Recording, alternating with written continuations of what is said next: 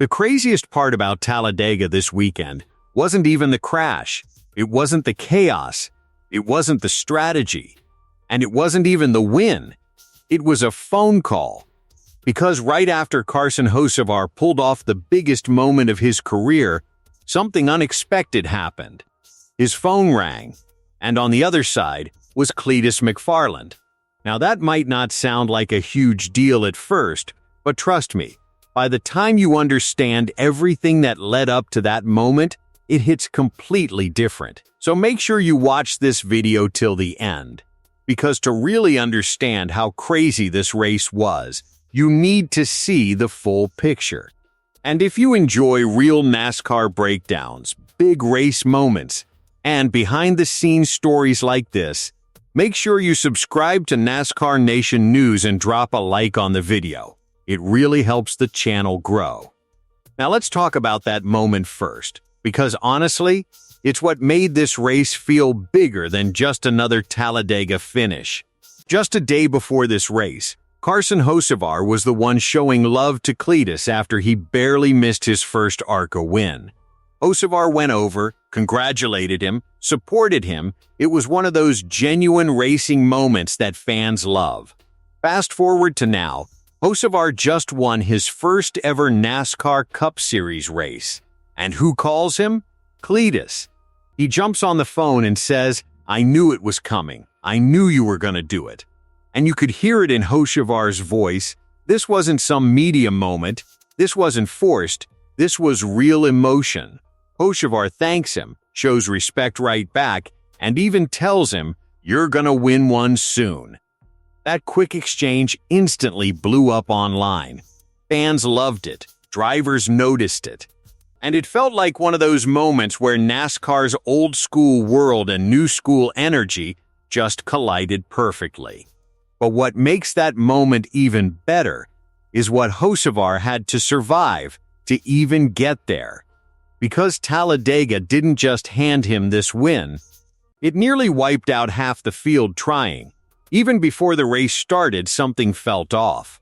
Qualifying got rained out, so everything was set by the rulebook. Tyler Reddick ended up on pole, Kyle Larson lined up second, and already teams were adjusting to something unexpected. On top of that, NASCAR had tweaked the stage lengths, trying to improve superspeedway racing.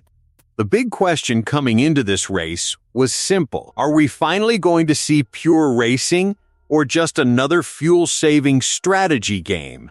And the answer turned out to be both. Stage 1 started off calm, maybe too calm. The front of the field kept shuffling, but nobody was really making aggressive moves yet. It felt like everyone was just waiting. Ryan Preece ended up winning Stage 1, with Brad Keselowski and Joey Logano right behind him. But even then, it didn't feel like the real race had started yet. It felt like tension was building, like something big was coming. And then, Stage 2 happened.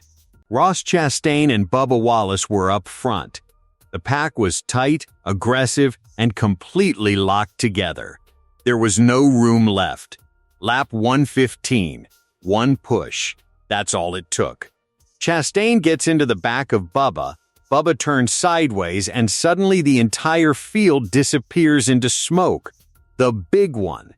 26 cars caught up in it. And this is where things get a little complicated. A lot of people will look at that moment and say, Bubba caused it. But if you actually watch it, that move started with Chastain's push. Bubba just happened to be the one who got turned. What stood out was how Bubba handled it after. Instead, he said they need to learn how to take those pushes better. That tells you everything about his mindset in that moment.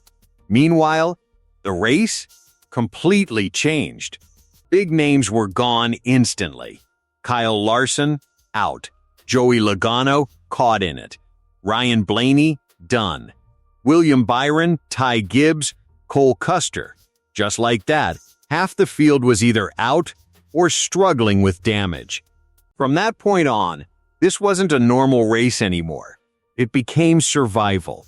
Track position suddenly meant everything. Even after that massive wreck, Talladega still wasn't done delivering chaos. Chastain went on to win Stage 2. Ty Gibbs later hit the wall after dealing with damage. And the final stage turned into something drivers were clearly frustrated with. 2 lanes, no movement, no third lane forming. Nobody could make a real move. Ryan Blaney summed it up perfectly after the race when he said, "We're either fuel-saving or wrecking each other." And honestly, that's exactly what it looked like. Then, just when it felt like the race might settle down, another twist. Tyler Reddick scrapes the wall late, brings out a caution. Field resets. Now it's all about the final run. And this is where Carson Hocevar's moment really begins. He finds himself at the front alongside Chris Buescher. Then, right before the restart, another incident. Ricky Stenhouse Jr. gets into Hocevar, sends him into Eric Jones, and brings out yet another caution. Now it's set. 3 laps to go. Everything on the line. And this time, Hocevar delivers.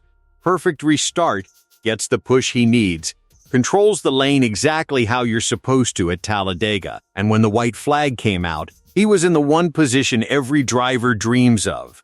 Out front, clean air, control. Behind him, absolute chaos. And when the final lap wreck froze the field, that was it. Carson Hocevar had done it. First career NASCAR Cup Series win at Talladega in his 91st start. That's not luck. That's a moment. And then came the celebration.